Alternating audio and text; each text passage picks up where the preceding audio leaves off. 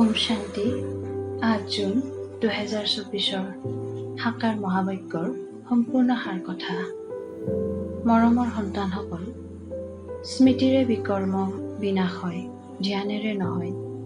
ধ্যানটো হৈছে পাই পইচাৰ খেল, সেয়েহে ধ্যানত যোৱাৰ আশা নাৰাখিবা।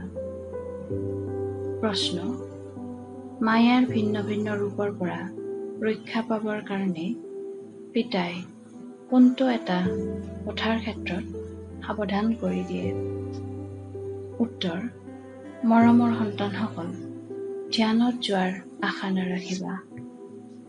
জ্ঞান যোগৰ সৈতে ধ্যানৰ কোনো সম্পৰ্ক নাই। মুখ্য হৈছে পঢ়া। কোনোৱে ধ্যানত গৈ কয়, মোৰ তাত মাম্মা আহিল, বাবা আহিল। এয়া সকলো সূক্ষ্ম মায়াৰ সংকল্প। ইয়াৰ পৰা বহুত সাৱধানে থাকিব লাগে।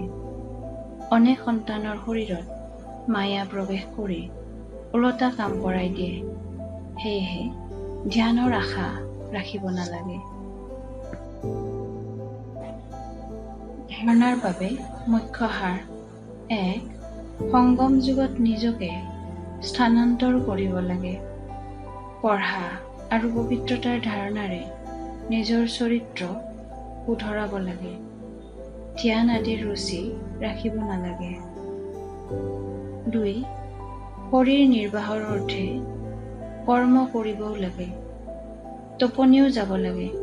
হঠযোগ নহয়, কিন্তু স্মৃতিৰ যাত্ৰা কেতিয়াও পাহৰিব নালাগে। যোগযুক্ত হৈ এনেকুৱা শুদ্ধ ভোজন ৰান্ধিব আৰু আনক খুৱাব লাগে যাতে খাওঁতাৰ অন্তৰ শুদ্ধ হৈ যায়। বৰদান: নিজৰ সূক্ষ্ম শক্তিসমূহৰ ওপৰত বিজয়ী হওঁতা ৰাজ ঋষি, স্বৰাজ্য অধিকাৰী আত্মা হোৱা। কৰ্মেন্দ্ৰজিত হোৱাটো সহজ, কিন্তু মন বুদ্ধি সংস্কাৰ এই সূক্ষ্ম শক্তিসমূহৰ ওপৰত বিজয়ী হোৱা এইটো সূক্ষ্ম অভ্যাস।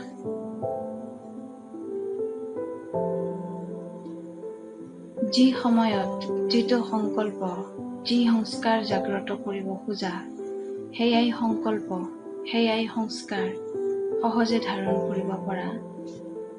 ইয়াকে সূক্ষ্ম শক্তিসমূহৰ ওপৰত বিজয় অৰ্থাৎ ৰাজ ঋষি স্থিতি বুলি কোৱা হয়।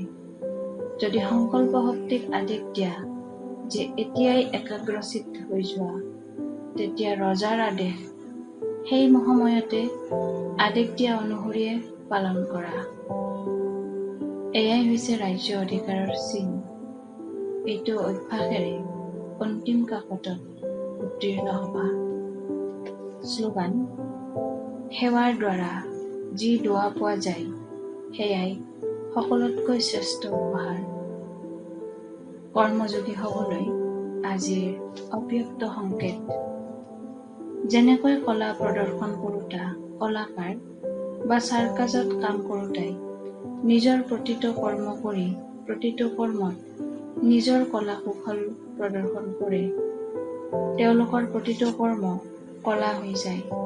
তেনেকৈ তোমালোকৰ শ্ৰেষ্ঠ আত্মাসকলে কৰ্মযোগী, নিৰন্তৰ যোগী, সহজ যোগী, ৰাজযোগীসকলে প্ৰতিটো কৰ্ম উপৰাম আৰু স্নেহী হৈ থকাৰ কলাত থাকি কৰা।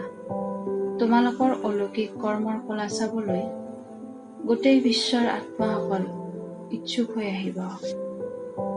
ওম শান্তি।